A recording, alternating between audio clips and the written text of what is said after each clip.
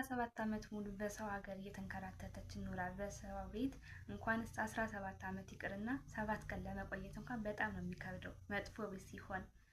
ለማንኛውም እህታችን ዛሬ ያጋጠማት እንግዲህ እንደምትሰሙት ነው። ሰላም ሰላም፣ ይሄ ልቤቱ ነው። ልቤቱን ሰብስክራይብ፣ ላይክ፣ ሼር አድርጉልኝ ቤተሰቦቼ፣ እኔ እመልሳለሁ ማለት ነው። እና ዛሬ በአዲስ ቪዲዮ ተገናኝተናል። ዛሬ ደግሞ የመጣሁትኝ የአንዲት እህታችን በዱባይ 17 ዓመት ሙሉ ለፍታ ደክማ፣ እንግዲህ የሰው ቤትን እናንተ ታውቁታላችሁ፣ የምትሰሩ እናውቀዋለን። የሰው ቤት መከራ ነው፣ የሰው ቤት እሳት ነው። እውነት በተለይ መጥፎ ማዳሞች ሲሆን እንኳን 17 ዓመት ቀርቶ ይሁን ለ7 ቀን ለ4 ቀን ይከብዳል።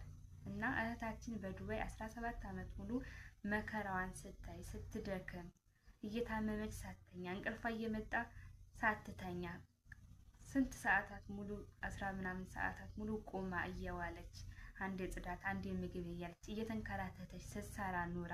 እንግዲህ የምትሰሩ ሰዎች ታውቁታላችሁ ይሄን ስራ እና በጣም ነው የሚከብደው። በጣም ነው የሚለው።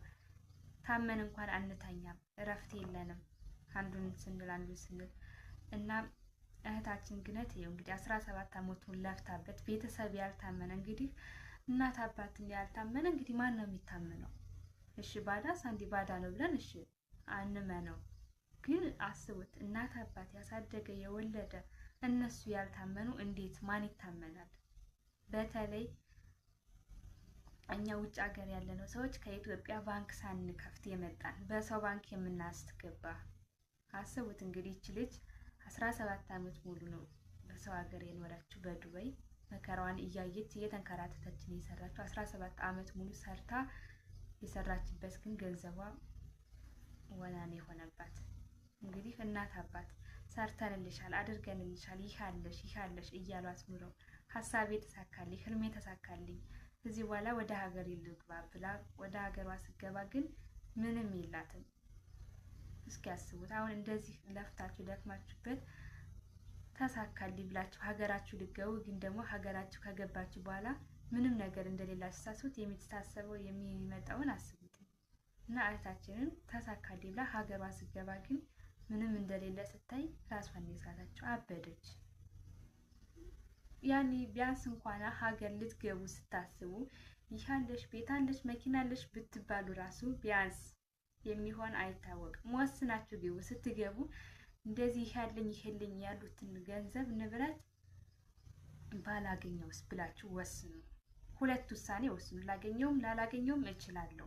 ቢያንስ እራሳችሁን አሳምኑት። ምክንያቱም ያ ገንዘብ በእናንተ ስም ሳይሆን ያለው በሰው ስም ነው ያለው። በእናትሽ ሊሆን ይችላል፣ በወንድምሽ ሊሆን ይችላል፣ በባዳም ሊሆን ይችላል እና የምትሆነው አይታወቅም ብላችሁ ቢያንስ እንድትገቡ ስታስቡ የተወሰነ መዘዋወሪያ ገንዘብ ይዛችሁ ራሳችሁን ችላችሁ ይዛችሁ በእጃችሁ ግቡ ማለት ነው። ቢያንስ ያስቀመጣችሁት ገንዘብ ባታገኙት ይሄኛው መንቀሳቀሻ ይሆናችኋል። ዝም ብላችሁ ሁሉንም ጥርቅ አድርጋችሁ ልካችሁ ከአመታት በኋላ ስትሄዱ ምንም እንደሌላችሁ ስታውቁ ከዚች ልጅ በላይ ምንም ልንሆን አንችልም ማለት ነው። ራስን እስከ ማጥፋት እንደርሳለን። የሆነች ልጅ በባለፈው ይኸው ሁሉ ነገር ተሟላልኝ አለኝ ብላ ቤት ተሰርቶልሻል፣ ይሄ ተደርጎልሻል፣ ቦታ ተገዝቶልሻል ብላ ስገባ ምንም የላትም።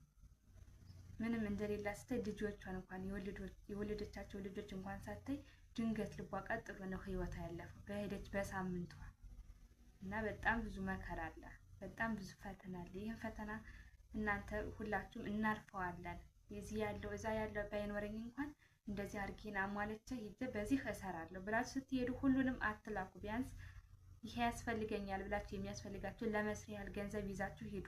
እዛ ከሄዳችሁ በኋላ ምክንያቱም ላታገኙት ትችላላችሁ። ልክ እንደዚህ እንደታችን ቢያንስ ገንዘብ ይዛችሁ ከገባችሁ በዚህ እንቀሳቀሳለሁ፣ ይህን ስራዬን እንደዚህ ብዬ አስመልሰዋለሁ የከሰረብኝም ብላችሁ እንትን ትላላችሁ። ምንም መጽናኛ ከሌላችሁ ግን ያው ይከስራል ማለት ነው። እናንተም እኛም ወደ መጨረሻችን እንደሱ ነው የሚሆነው።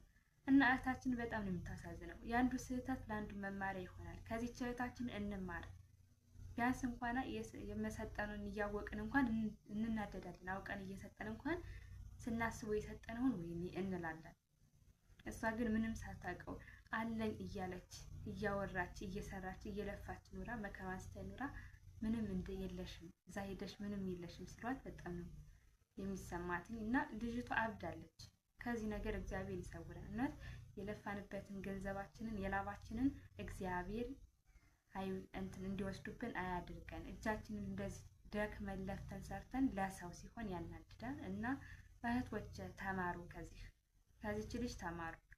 በጣም የምታሳዝነው 17 ዓመት ማለት እንግዲህ አስቡት፣ ወደ 4 ሚሊዮን ብር በላይ ይሆናል ይህን ያከሰሩባት። እንግዲህ እናት አባት ካልታመነ እኔ እንጃ ማንም ሊታመን አይችልም። ከነሱ በላይ ማንም የለም ማለት ነው። የወለዱንም ያሳደጉንም እናት አባቶቻችን ናቸው። እና ከዚች እህታችን እንማር። እኛም ወደፊት ወደ ሀገርም ስንገባም ሆነ ስንልክ እያሰብን ታሳቢ እያደረግን ግማሹን ካላክን ቢያንስ ግማሹን ወደኛ እያስቀመጥን ይቀመጥ። እውነት አሁን እዛ ከሄዶ ብሩ መቀመጥ ነው። ቦታ ካልተገዛ ቤት ካልተገዛ ምንም አይሰራም። እዚሁ ራሳችን በተለይ ጠለብ ያላችሁ ልጆች ብራችሁን በእጃችሁ ያዙ።